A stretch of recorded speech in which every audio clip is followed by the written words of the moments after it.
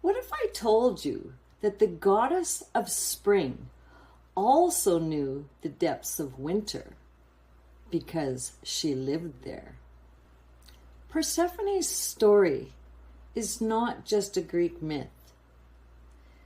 It's a map for how we survive life's darkest seasons. And believe it or not, her journey also shows up in Celtic and Norse traditions too. Persephone is the daughter of Demeter, goddess of the harvest.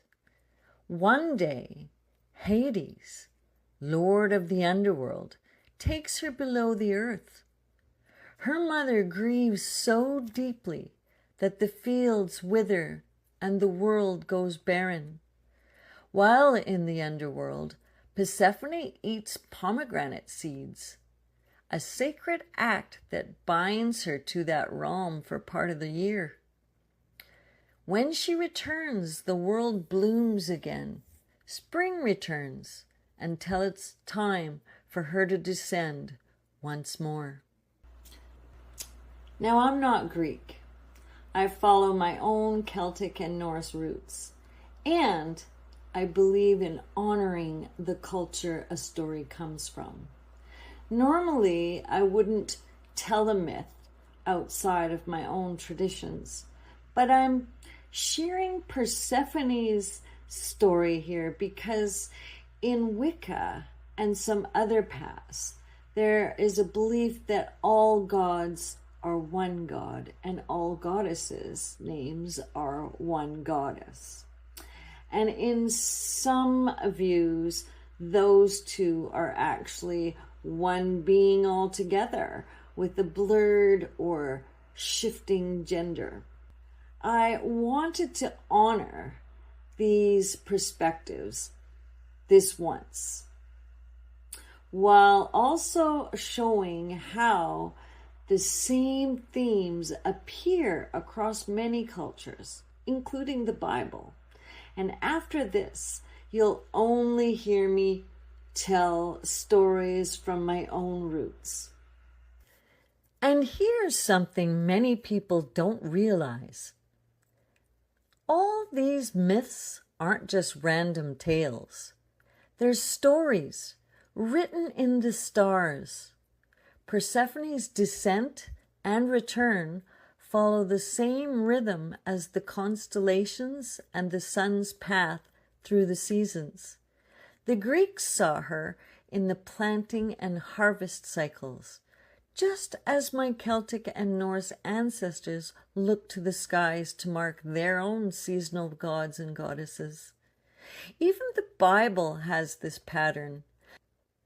Many of the earliest stories began as astronomical allegories, and over time, real historical characters were added in, making them feel like a literal event instead of cosmic maps.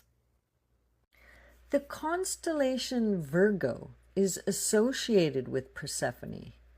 The brightest star in the Virgo constellation is called Spica, and Spica in Latin means ear of corn or grain. This isn't about seasons. It's about us. We all have our underworld. It might be depression, it might be grief, loneliness, or burnout. Sometimes we're dragged by life there. Sometimes we step into it because we have no choice. And like Persephone, we don't leave untouched. The pomegranate seeds are the lessons, the scars, the new ways of seeing the world. They mean we can never return to who we were before. And that's not a curse, it's transformation. In Celtic Irish lore, Bridget changes the seasons, maiden at Imbolc, crone in the dark months, and returns renewed. The Morrigan moves between life and death as well, guiding the turning of the year. But having said this, these Celtic goddesses don't fit into a box like the Greco-Roman ones. They are much more complex and might not necessarily be seen as Virgo. Same as the Norse gods.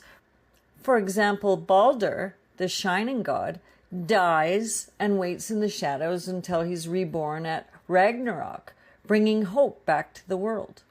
In contrast to his brother Hodor, who is tricked into using a mistletoe arrow. Note the mistletoe. Different lands, different names, but similar truth.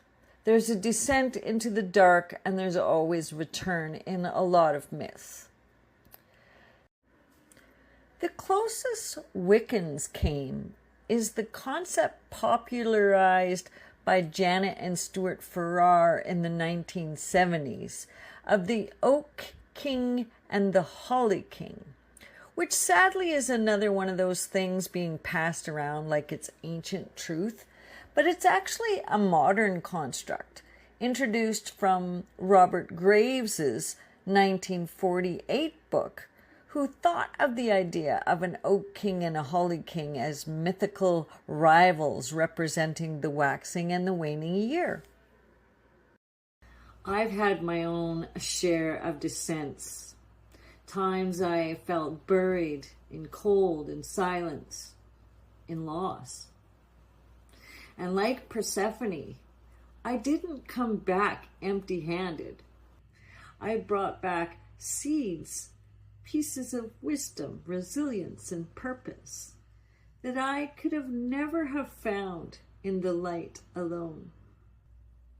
Your dark seasons don't mean you're broken.